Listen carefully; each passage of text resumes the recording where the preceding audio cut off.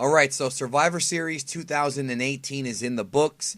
Raw has clean swept SmackDown for the first time ever in their competitive history. Throughout the different years they've had the brand extension, there have been a lot of shows that have been interpromotional shows. In fact, there was a pay-per-view at one time called Bragging Rights, which was promoted of being, Raw versus SmackDown most of the years. Plus, you have like special editions of like the draft when they would have like Raw and SmackDown matches. But this is the first time ever where they actually had a clean sweep. Monday Night Raw wins 6-0 as far as the matches that counted.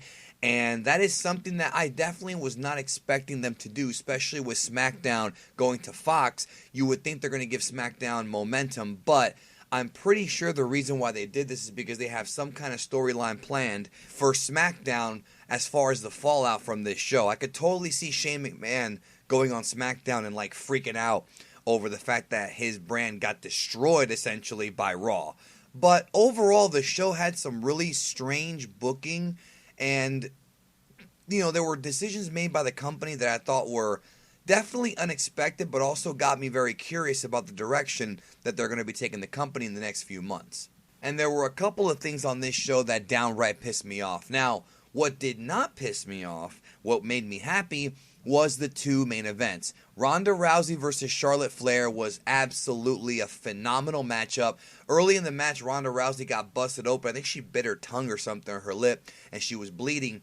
And as the match went on, they did everything. They did a lot of good scientific wrestling. There was some pretty interesting reversals. Ronda Rousey, you have to give her credit. She might not be as smooth as Charlotte or Bayley or these girls, not yet. But for somebody who's only wrestled for less than a year, as far as a full-time performer goes, or at least part-time, she's like part/full-time. She's not as part-time as like Undertaker or Brock, but she doesn't wrestle every single house show. She's really put together some good matches lately, I would say. And this, to me, in my opinion, was the best match Ronda's had so far since coming to the company, with the exception of maybe the WrestleMania match. The only thing that ruined this match was the finish, but the finish absolutely is going to set up something in the future. So basically, as they're wrestling, for no reason, Charlotte hits her with a kendo stick and she gets disqualified, and then Ronda wins by DQ. And then Charlotte just goes to work on her, beats her with the kendo stick, effectively turning heel, which she kind of already was a heel in the eyes of many of the fans. It's kind of funny that they turned Becky Lynch heel, and yet the fans cheered her more than anything, a couple months ago. Then they turned Charlotte heel now, and kind of turned Becky babyface because of the promo she's been cutting on Ronda, even though Becky was already getting cheered. And yet Charlotte got cheered like crazy, and Ronda got booed on this show in LA in the Staples Center. And then they turned Daniel Bryan heel, but yet he got cheered a lot in his match with Brock Lesnar, which we're going to talk about here in a minute. But I really love the match, but the fact that Charlotte beat the crap out of Rousey like this, obviously Rousey's next match, big match, is going to be against Nia Jax, but without question, this could be one of those things where they did it not just to have Ronda come into that match, week in to make it more dramatic, but also I could see them going back to Charlotte versus Ronda at WrestleMania. Don't forget that Ronda versus Charlotte was the plan for WrestleMania 35, and after seeing what they did in this match, I definitely think that match at a WrestleMania could work, because this is just the first match. And I think that Charlotte set this up. Like, there's some people who are saying, oh, they're going to do horsewomen versus horsewomen, which I actually do hope we get. That would be awesome. But I do look forward to us seeing a Charlotte versus Ronda match again in the future. Plus, you've also got Becky, who will be back from her concussion, and you've got Nia Jax. So there's a lot of interesting, twists and turns in the women's division right now, and I actually like it. I like what they're doing with the top women in the division right now. Lesnar versus Daniel Bryan. Dear God, this was Brock Lesnar's best match since the match with AJ Styles last year. What a great match. What an incredible freaking match this was. They started doing the thing where Lesnar was just owning Bryan. Bryan went for the legs early. Then Brock Lesnar's kind of chasing him around. The big giant against the little guy. Gets a hold of him, throws him around in some scary looking bumps. But Bryan seemed to be okay. And then Brock goes for an F5. Bryan ends up hitting the referee like as on his way down. Then when the ref is down, Bryan hits Brock with a low blow and starts to really cream him. We're talking about flying drop kicks, flying knees. He went to the top rope. It really was a David and Goliath match, and it was booked and put together so well that even though Lesnar was the quote-unquote heel, even though Bryan was a heel for doing a low blow. See, it's weird. Bryan's a heel on SmackDown, but against Brock, he's a babyface. You see what I'm saying? Again, the dichotomy in this pay-per-view was weird because technically this main event was heel versus heel, but it really wasn't. But also, Brock didn't cheat. Brock did not cheat. Bryan did. He hit him low. But it was okay because he's going against a guy who's very hard to beat. And I love the storytelling here, how Bryan just kept going at him with these big drop kicks, big flying knees. He put Lesnar into the post. Lesnar would come back with some bear hugs. Bryan kept fighting out of it. My God, this was enjoyable. And of course, what do you expect from Bryan Danielson? Bryan Danielson, the American Dragon, is one of the greatest wrestlers of all time.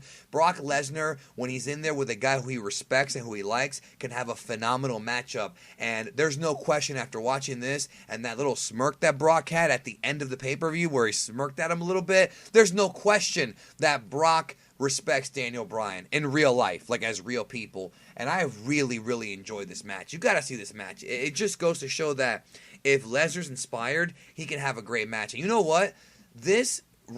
Bryan Danielson, Daniel Bryan, got more offense on Lesnar than any of the matches with Roman Reigns. Roman Reigns did not get anywhere close to as many moves on Brock as Bryan did here. And Brock also did more than just suplexes. He busted out some belly to bellies, not just Germans, but also did a few some big clotheslines and bear hugs. And they had a really great spot where Bryan had Brock in the yes lock, and it looked like he was going to tap out. I mean, they really fooled you there for a minute. They almost had you fooled that he was going to tap, and it was a great, great near fall. There was also a spot where he caught Bryan with the F5, and he was going to beat him, but then he picked Bryan up, and that wound up costing him later. So I really liked how Brock's ego wound up costing him later in the match, which I enjoyed that. Also, Buddy Murphy versus Mustafa Ali for the Cruiserweight title was freaking awesome. Awesome. Like, the crowd was chanting, this is awesome. Dude, Buddy Murphy is my favorite Cruiserweight champion we've had so far. And there's been a lot of great men that have been Cruiserweight champions. He goes out there and delivers night after night. It was literally something like out of New Japan. Buddy Murphy. Show that man respect. I might start watching 205 Live right now because of Buddy Murphy, because of how awesome that was. Speaking of Cruiserweight champions, Enzo Amore was in the building, and he was kind of hiding. And at one point, he tries to basically hijack the show by doing his catchphrase, his catchphrase, and then he got arrested and tackled by security and taken out of the building. Enzo, of course, has now been with the company for quite some time because of those allegations, but Enzo was not very well liked by a lot of wrestlers in that company, and thus they haven't brought him back. Even though he was found innocent of those allegations, still, the guy's got enough heat that they don't like him, but the dude got arrested, and what can be said about that? It's just, it happens. It happens. The dude, I don't even think he's even a wrestler anymore. I think he's like quasi-retired anyway. So we also had on the show some stuff that was kind of okay, but not really that great. The Bar versus the AOP, I thought was a bit of a letdown. I like the AOP, but I think we need more tag teams to compete with them, like how they were in NXT. And also, they had a spot where like Drake Maverick pissed himself, which was like dumb, like it was just pointless. Nakamura and Seth Rollins was also a good match. Very, very good. I thought it was a little. At first it started a bit slow, but it got really good really fast, and Seth Rollins, of course, would win the match, but those matches were good matches. I can't really say that the show is bad when you have those good matches. The 10-man tag team match from the pre-show I thought was also pretty good. They made some changes, of course, as the show went on, or before the show, to the card. Now, as far as the Survivor Series 5-on-5 elimination matches, the women's elimination match opened the show. Nia Jax got nuclear heat. The crowd in this building hated her because, of course, Nia Jax ruined the Becky Lynch-Ronda match by punching Becky Lynch in the face and giving her a concussion, which wound up being obviously an accident. Obviously, she didn't want to really hurt her, but people have accused Nia Jax of being clumsy, and she was. But still, the kind of nuclear heat she got in this match was insane. They hated her, and WWE must have foreseen that she was going to be hated because she was the sole survivor. She dominated, getting a victory over Asuka, which really broke my heart. Not because Nia Jax won, because Nia Jax should have won because of how hated she is. You got to make sure somebody who has that kind of heat gets a push. Even though I know some people are like, well, she's clumsy. She'll be fed to Ronda Rousey. She's not going to beat Ronda Rousey. At least I don't think she will. But who knows? I mean, who knows what's going to happen? But Asuka's just been so... In my opinion, Asuka has been the biggest screw-up WWE's had when it comes to the women this entire year. Asuka went into this year red hot. Won the Royal Rumble. Had that great match with Charlotte. She's done nothing since then. Nothing. And it's a heartbreaker because Asuka is extremely talented and super hot in NXT and WWE. When I say hot, I don't mean like physically, even though she is pretty. I mean like she was super popular, getting over. The crowd was into Asuka. And now she's just kind of become essentially a gatekeeper. She's like Tommy Dreamer. She's the person that other wrestlers beat to get to the main event spot. That's pretty much what she is. And Nia Jax won. You know, she got her with a bunch of leg drops and the Samoan drop. And, you know, I guess they had to do it. You know, Raw was going to dominate. That was the storyline they had planned, and that's what happened. Also, the 5-on-5 Survivor Series match with the men.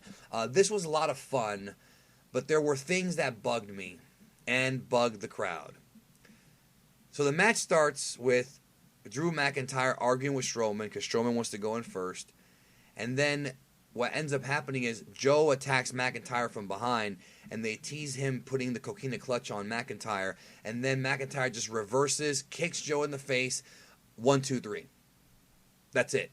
Samoa Joe, who's from the California area, you know, or California area, from California, you know, he's from Southern California, from that region, really made his name out there, you know, as well as other places, but really he was a big shot down there for a while. UPW, if you're an old school wrestling fan, you know what I'm talking about. UPW out there in the West. Also, APW, King of the Indies tournament was out there as well. And, you know, the guy is a hometown hero in a way, and then they had Drew McIntyre kick him in the face and squash him like a bug. I understand them pushing Drew McIntyre. I get it. The guy's the whole package. Great look, great promo, big dude, very agile. I can see why they want this guy to be a top guy. I get it. Samoa Joe losing like that, bro. Like, unless they're going to set up a feud with Drew and Joe, which could be great, by the way, I didn't like that. And also the way that they had Drew McIntyre squash Kurt Angle on Raw a couple weeks ago was just such a poor way to do it. Like, if you're going to have a guy beat a legend, make the match competitive. That way it actually means more when you beat the legend versus beating a guy who's just washed up and past his prime. When a young guy beats a guy who's washed up, it doesn't make the young guy look better, dude. It makes the young guy look like he beat an old guy, and that's not the idea behind using legends. When you have a legend, you got to have the legend hang in there with the guy and then eventually lose. And so it's like the idea behind what they're doing with Drew, I get it. But the execution is all wrong because they're hurting other people. Kurt Angle, I think, was hurt by that match, even though he'll still be considered a legend to all of us. And Samoa Joe, I think, was hurt here.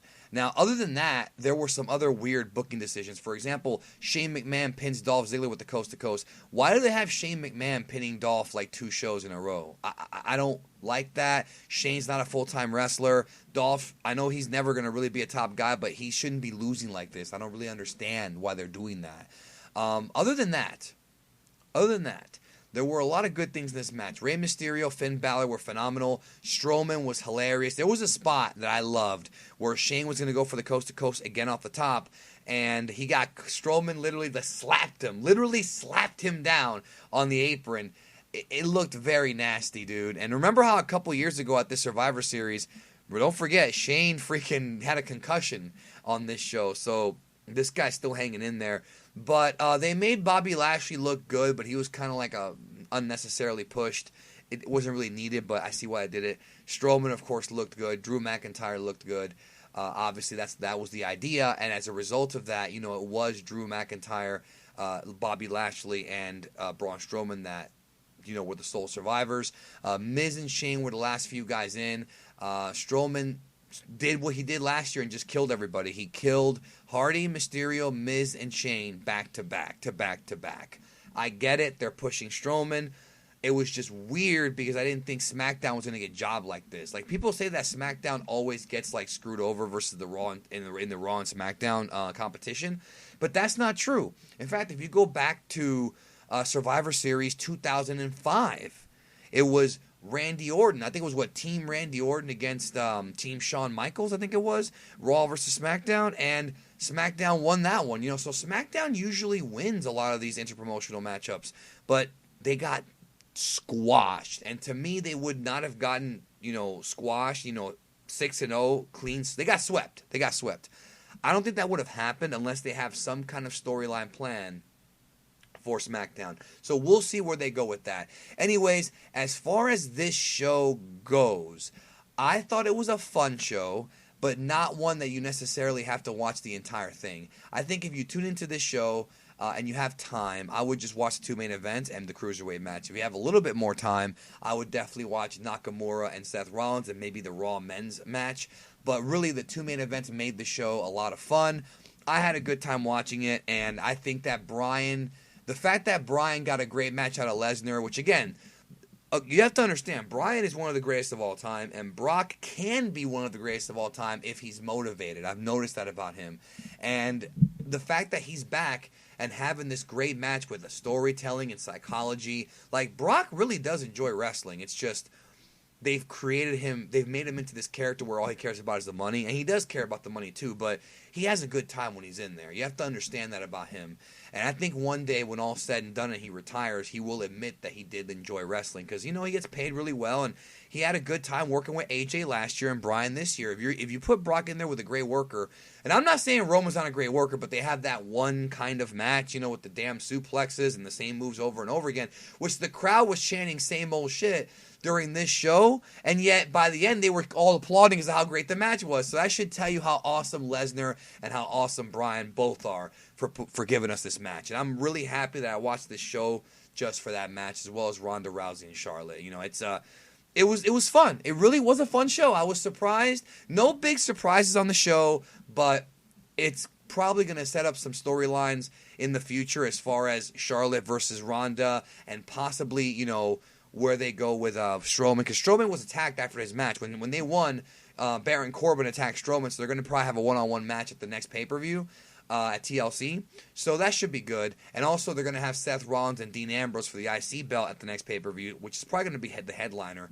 That's going to be one of the main event matches. Also, I think AJ and Bryan will have a match too, so that'll probably close the show. Should be a good show, TLC, next month. A lot of good workers on that. But overall, I enjoyed the show. Was it as good as NXT Saturday? No. NXT Saturday was absolutely phenomenal. But again, it's hard because they were both good shows, but NXT had really, really good matches. So a good weekend for WWE. Gotta say, thumbs up to them for giving us a lot of good athletic wrestling. Thanks so much for watching my review. Let me know if you agree in the comments, and I'll talk to y'all later on.